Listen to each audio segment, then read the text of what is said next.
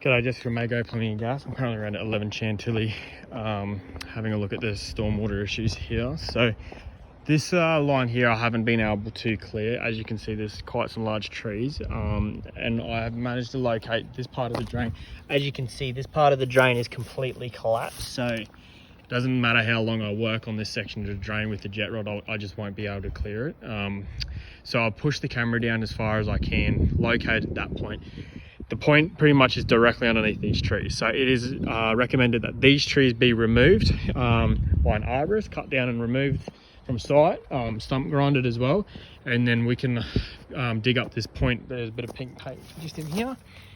We can dig up this point here and then carry it on out to the street with a new bit of pipe. This section of pipe work up this way, it does look okay underground. There are a couple of little issues, but for the sake of having to cut up all this concrete and pavers here to fix it, I don't think it's worth it, because if we fix that front section, we'll get this section reflowing. So this is the point of entry just here that I've used to camera, and as you can see, there's just blocks solid, absolutely solid. So like I said, I've attempted to try and clear that for a while now. I just can't get it to budge. And once you've seen down the front how collapsed it is, it's understandable why. The other issue that I wanted to bring up is about these downpipes. We can potentially upgrade these downpipes to PVC, but I won't include that into my quote today. My main quote will be to fix up that front bit. Although I do recommend, if there's any issues with these downpipes, that they be replaced. Down around the other side is a little bit more of a successful story. So I've managed to pull out a heap of roots that are growing into the stormwater side on the left-hand side of the property. Got that side running quite well. No issues with the actual stormwater line, but the tenant did wish for me to point out that even a couple of weeks after the rain that we've had, that he still had water coming up underneath the slab. So there's probably not too much we can actually do about that.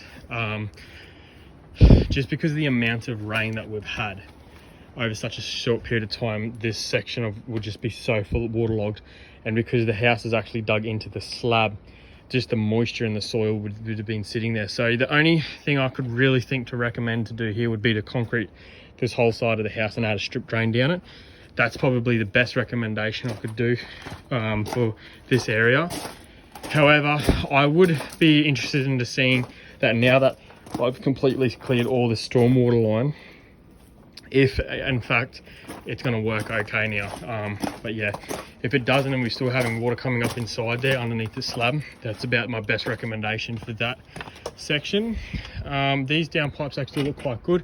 I wouldn't recommend replacing them anyway, but they're, just to reiterate, the major issue was in fact just this section here that I'm going to quote to fix once these trees have been removed. Any questions or dramas, please don't hesitate to give me a ring.